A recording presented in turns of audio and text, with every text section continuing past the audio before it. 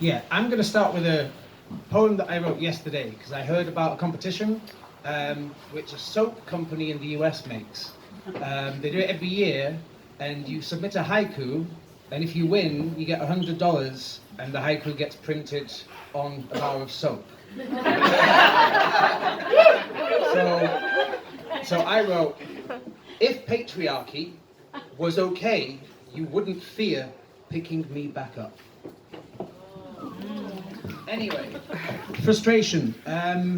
Yeah, I'm going to tell you just a little story that happened to me today before I get on to reading what it is I have to read. About 2 weeks ago, I was performing at a show. I was supposed to do a 15-minute set, but the host cancelled. I got booked into hosting. It was great. It was fantastic. So I had plenty of material. I ended up performing for 45 minutes. I ended up being on stage for on and off for 4.5 hours. And the photographs came today from the photographer, who is a man. And of all of the cis female performers, there's 20 pictures. Of the boylesque performer, there was only 10 pictures.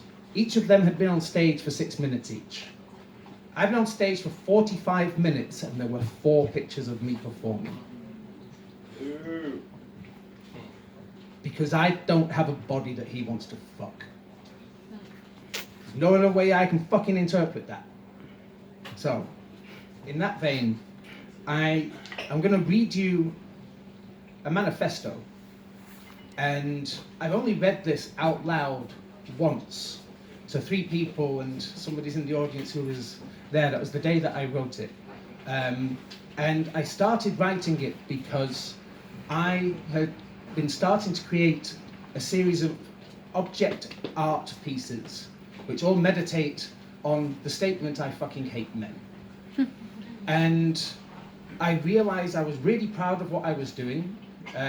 One of the things is a little clear capsule with that statement inside and a little anatomically correct red heart, and I call it Bitter Pills. And it comes in a packaging that looks like antidepressants, but they're anti-patriarchants instead. And ultimately I designed and laid out this because it looks like the information leaflet that you get with your antidepressants. And the whole point is that it's a bitter pill to swallow. All of these pieces that I say I fucking hate men are ultimately to prompt people to read this. But the reason I started writing this is because I realized I needed to explain ultimately to my father why it is that I make these pieces. So, this is called I Fucking Hate Men, a Trans Manifesto.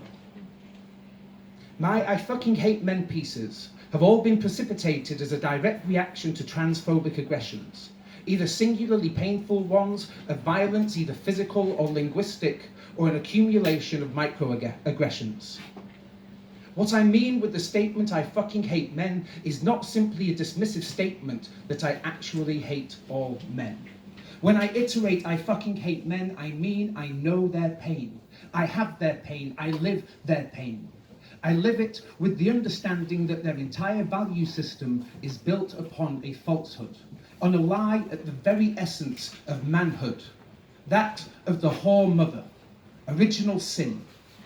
We want to fuck, and to do so we must find someone who wants to be fucked. But to want to be fucked is the ultimate crime against masculinity, and its manifestation is to be hated, punished. Anyone who says yes is to always have said yes, and to say yes is to be slut, to be whore, and slut is to be hated, rejected, violated, punished, dismissed with violence of act, word, and system.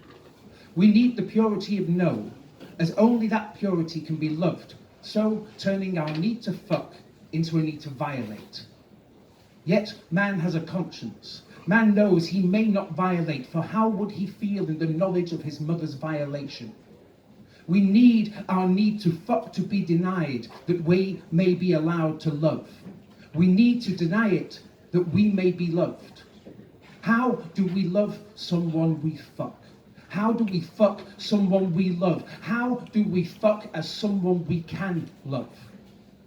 How can society do anything but vilify anything that embodies this singular affront to masculinity, systemically, systematically, absolutely? In knowing the violator in ourselves, we know it in all of us. To fear it in ourselves is to fear it in all of us. We can barely trust ourselves in this dichotomic knot of love-hate. How should we trust others? So, the end goal of masculinity is to stand alone, full of hate, full of loathing of the self. I wear this crown of thorns upon my coward's chair, full of broken thoughts I cannot repair. Love will tear us apart again. What the hell am I doing here? I don't belong here. And so our reward system is a crown of thorns on the way to our own crucifixion, that we may be martyred for not being too rapey, whilst being unable to reconcile the blame of rape as the responsibility of the eternal and ever yes-saying slut, and so denying her voice. Stood alone and fearful, how can we do anything but amass what safety we can in wealth that may guarantee ever safer, taller, deeper walls to our fellows? Stuck in the endless cycle of reward and punishment that can only allow for this one absolute, that we are safer alone, how can man but hate woman for going to the bathroom together, for their girlfriends, girls' nights and girl talks? How can he but hate them for the closeness, the solidarity they must draw to not crumble under the weight of this violent falsehood? How can he but need reassurance that he is good by virtue of minimizing his evil? How can he do anything but brutalize gays and trans women, trans men, anyone who steps outside the excruciating weight of gender? Man seems to be making his peace with gay men. There is a good chance that most of them are tops and so still within the comfort of penetrator's privilege. As long as they don't flirt it, i.e. willingly show themselves to be effeminate, ergo passive, ergo slut, then they may have an honorary status among the real men. Trans women, however, have gone so far as to give up their privilege. Not just give it up, but to have willfully invoked the brutal wrath of the hand of man, and for what? How can anything be worth that? And more importantly, how can what they gain in sisterhood, in solidarity, be worth giving up the power and pain of standing tall and alone in patriarchy? How can someone step outside the game? How can these rules be a game and not a singularity? It is no surprise that the rise of patriarchy has been greased by the shedding of gods into a singular, all-seeing, all-knowing, ever-vengeful and shine-heilig man who would violate one Mary who may be holy through the violation coming from him alone, and yet vilify another for the violation she suffers at all other lesser men. Games are systems of rules we decide upon to allow us to enjoy engaging on equal terms, and games are multitudinous and exchangeable. We opt to play them, we discuss terms and agree together. As time passes, they are refined, changed, improved. And so, if someone can make a game of our singularly self-perpetuating bait and switch, could it be that we may play by different rules we can all agree upon, to be fairer, to be more fun? Must we play only poker that rewards capital, risk and accumulation when we can play cribbage? Revel in the beauty of good hands, commiserate bad runs, laugh at the humour of game, play, grace, loss, share a space to not take failings personally. When I iterate, I fucking hate men, I mean I see your pain, I live your pain, I am your pain. I mean that I see you hurt and I desperately need to forgive you your hurt, forgive you my hurt, and yet cannot.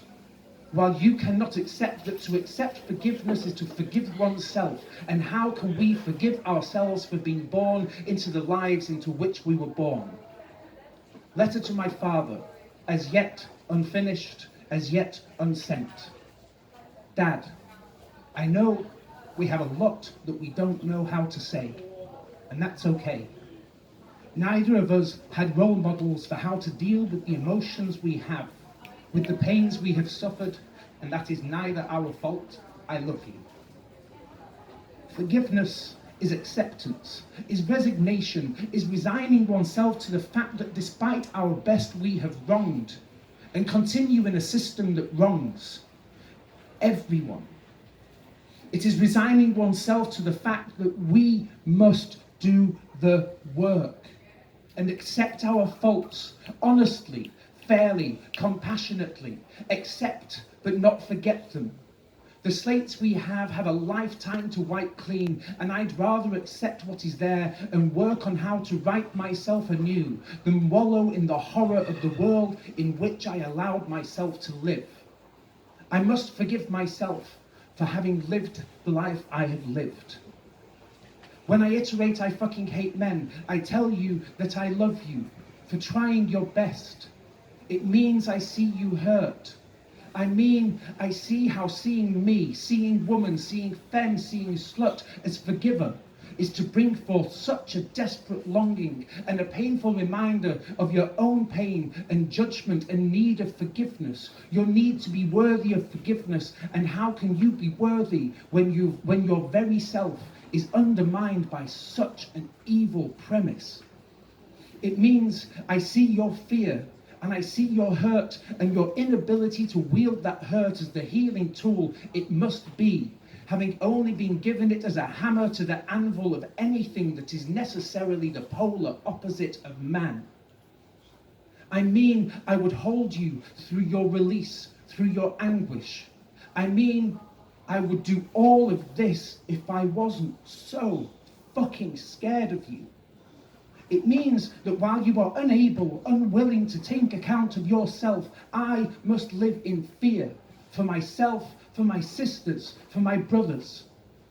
When I iterate I fucking hate men, it is because I cannot say this, do this, every fucking time I must suffer you in your holy, privileged ignorance, your hateful mutterances under your bated breath, your shunts and shouts, your fists, blades, bullets, petrol, with which so many of you would have me ridden from this earth. I cannot forgive you while you continue to violate me. I cannot forgive you while you make no counter for the pain you make me live, that you make us live. I pity you as you violate me. I am you as you violate me. I cannot forgive you the crime of denying me no, while you cannot forgive me the crime of wanting to say yes. I can but forgive myself. I would love you if you would let me. Let me love you. I fucking hate men. Thank you.